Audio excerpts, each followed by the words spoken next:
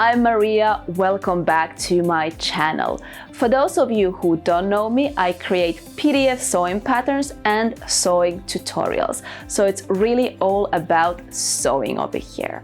Now, for this project, I decided to hop on the trend of corsets after receiving several demands from you guys on TikTok. And so our first corset is going to be a belt corset that is really simple to make. And the cool thing is that this is a free sewing pattern. So you can go and grab yours directly from the website. Once you've got your sewing pattern, you can come back here and watch this step-by-step sewing instructions. And of course, do not forget to share your work with me. I love seeing your work. I love seeing the colors that you pick and the fabrics that you pick. Of course, if you have any questions, let me know. And you can find me as well using the same handle on the Instagram and TikTok. And now let's get to that video where I'm gonna show you how to sew a belt corset.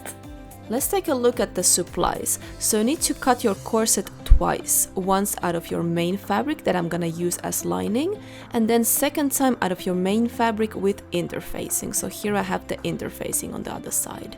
Then you will need some eyelets and some tools for placing those eyelets. You can find this online. Then I have some plastic bones and a matching thread. Start by pinning the outer layer. So you're gonna pin all of the pieces together, right sides together. You have 6 pieces per side, so you have 12 all together. Now, it's really important to place all of the pieces correctly. To do that, place first your paper pattern pieces on the table in the right order, and then place your fabric pieces underneath the paper ones following the same order. That way you will make sure before pinning that there are no issues, that your garment will be correct.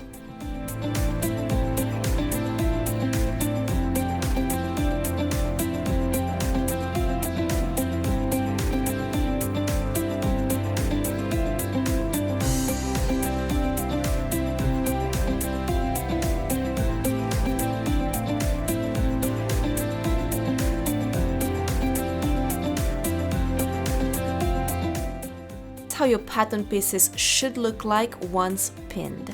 Next, you're gonna do and repeat the same step with the lining. So for the lining, I'm using the same fabric just without the interfacing.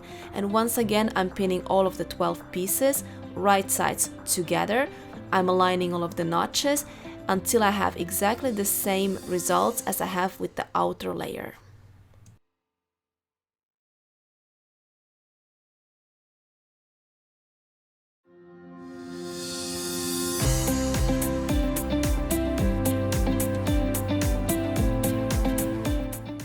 Now that you have everything pinned, you can go and stitch with 1.2 cm seam allowance with the reverse stitch at the beginning and at the end. In order to set the seam allowance at 1.2 cm or half an inch, you can use the line that is in between 1 cm and 1.5 cm on your machine. So these lines are normally on the right side of your presser foot. Or you can also move your needle towards the left using the width setting of your sewing machine. Also, you might have noticed that I take off my pins as I go. I do this to not damage my sewing machine and to not damage the needles. Of course, if you're starting out, you can keep them in. That will prevent your fabrics from moving, and it will be a little bit easier for you, especially in the beginning.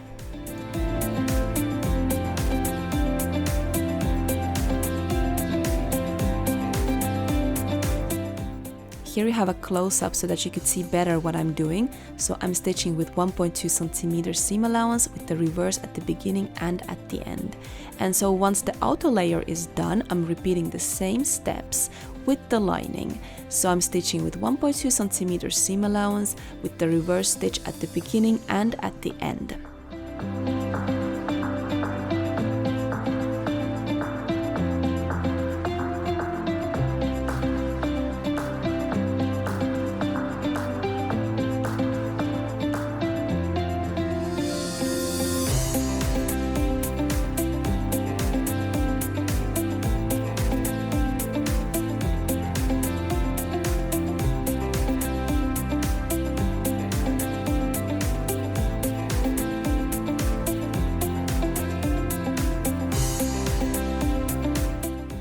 Alright, so now that you finished sewing all of the 12 pieces, we're gonna go and press. I'm gonna show you how. On the outer layer, seam allowances on the back, you're gonna press them towards the middle of the back, like I'm doing here. And then the seam allowances on the front and the side, you're pressing them towards the middle of the front, except the middle front that you're gonna open. So once again, on the back towards the middle of the back, then on the front and sides towards the middle of the front, so basically two opposite directions. And just the middle front, you're gonna press the seams open. That way they're gonna look symmetric from both sides.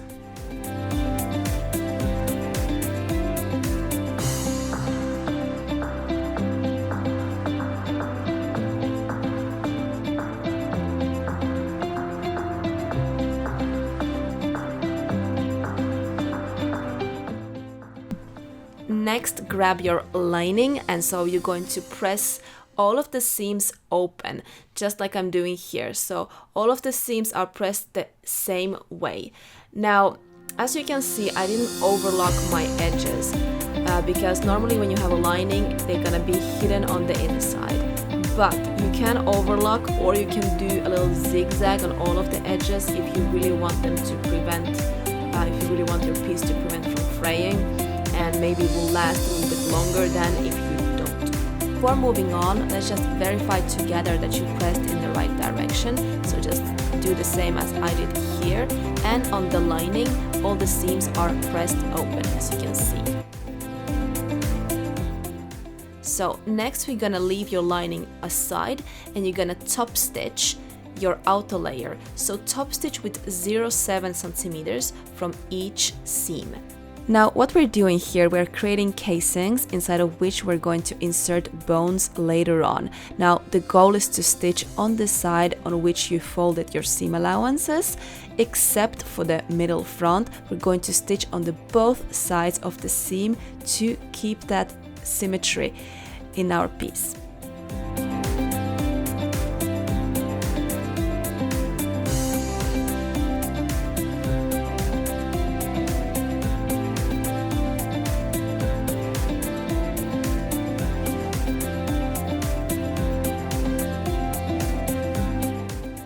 So let's take a closer look at what I'm doing over here. So I'm stitching with 0.7 seam allowance with a reverse stitch at the beginning and at the end, and I just make sure to start right at the extremity each time to really go from the beginning to the end. And so this is how it should look like from the right side, and this is how it should look from the wrong side once you're done. Alright, so our next step is to mark the beginning and the end of each bones, which are going to be placed 1.5 centimeters from the edge. So this way I will know the exact lengths. And so once this is done, I'm grabbing my bones and I'm cutting them following these lengths. So as you can see, I'm cutting 2 pieces each time because I have 2 sides to my corset.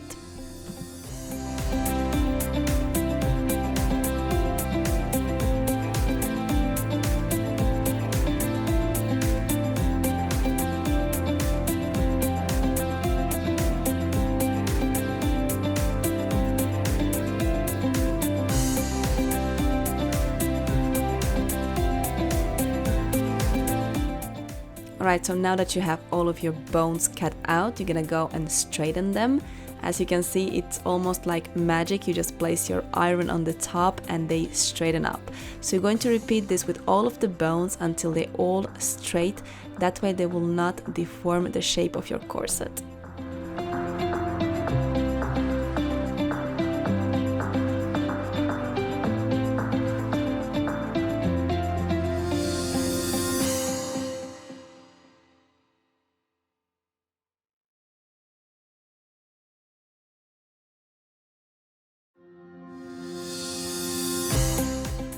We have one more step left in preparation of the bones. So you're going to cut all of the edges just to round them up a little bit, and then with the nail file you're going to just slightly round the edges. So you don't have to make it perfect or anything, but just so that they will not poke through the fabric.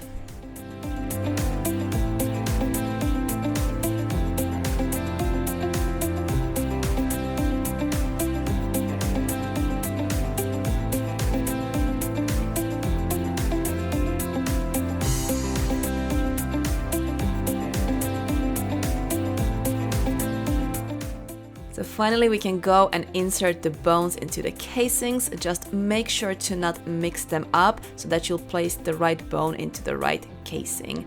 So as you can see, all you have to do, you just place the bone inside of the casing and push it until it goes to the red line. So it should start at the red line and stop at the red line as well.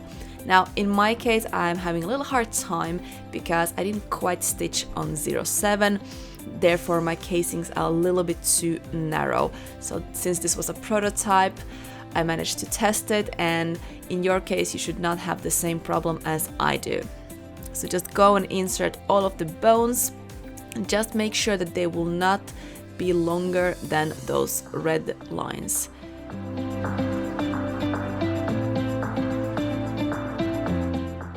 Our next step is to assemble outer layer with the lining, so place the two layers right sides together and pin them, making sure to align all of the seams that you have.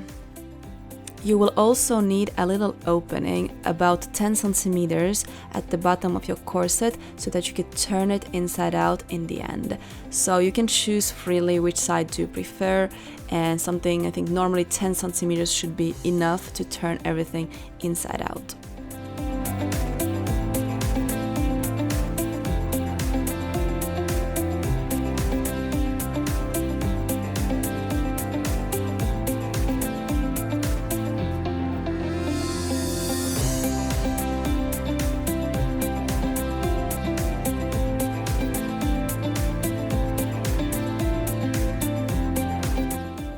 Alright, so once you've done with pinning, you're gonna go and stitch around your corset, leaving that opening open, of course, so with the reverse stitch at the beginning and at the end as well. So here you can see I'm pivoting each time at all of the extremities, and then I'm just gonna go and stitch with 1 centimeter seam allowance all around except that little opening that we left.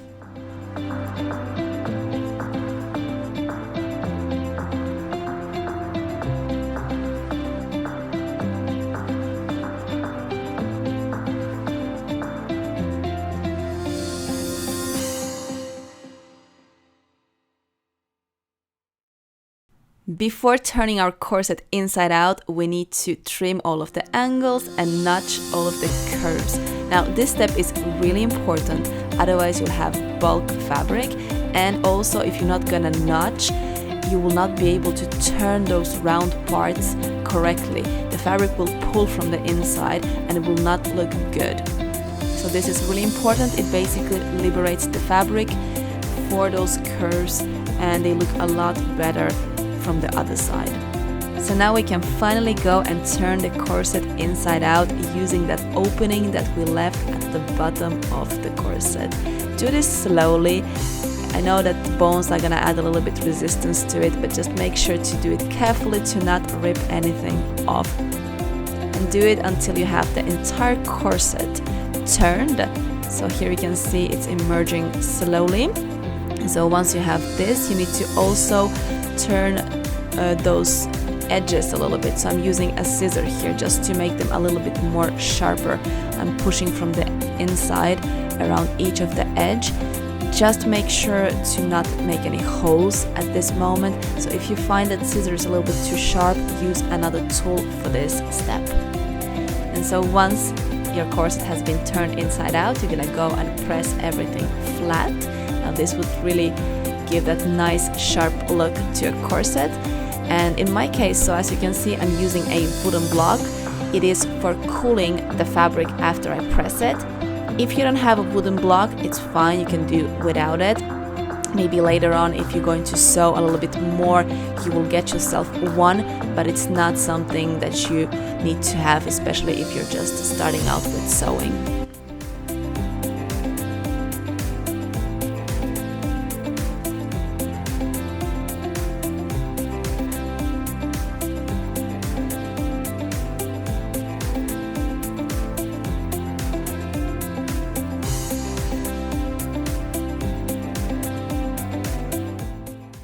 have one more step before moving to the eyelets. So we're gonna close the opening that we left at the bottom of our corset, place a few pins just to maintain the two layers together, and then you're going to do a slip stitch by hand to close this opening. Of course, you can also do a machine stitch. In that case, you will have a visible stitch and that will look like a top stitch.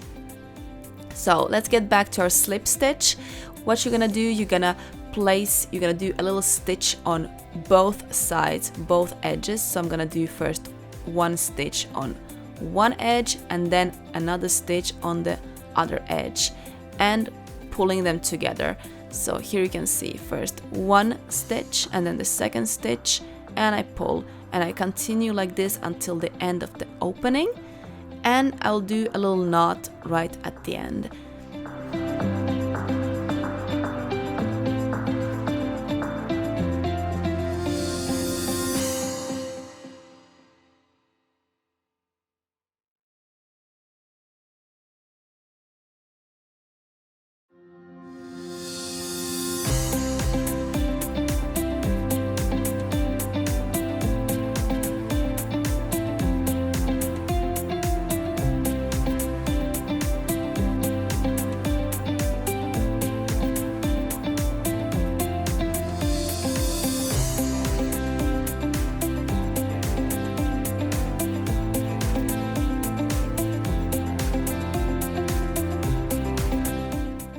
Alright, so we're finally here. Let's place those eyelets and finish our corset.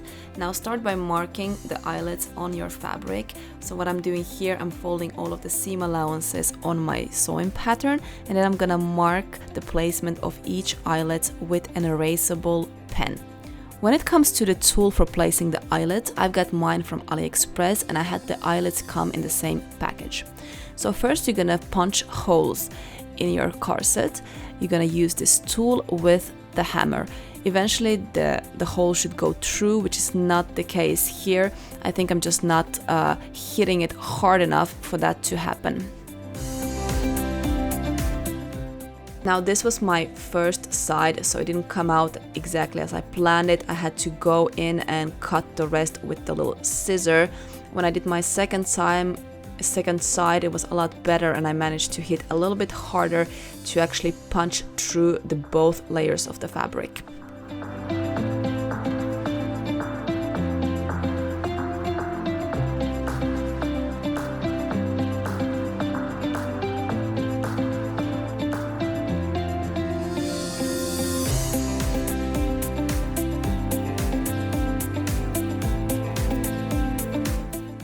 So once you manage to punch all of the holes, you're gonna use these two other tools. So you're gonna place your eyelet from the right side and then place it on that little metal part. Then you have to cover it with another circle piece and hammer it in place. So basically the two pieces will get squeezed together and that way they will hold around that opening. So here you can see I'm placing that little circle part. I'm using the other side of the tool and then I'm just hammering until the metal is flattened underneath. And so here you are, here's the result.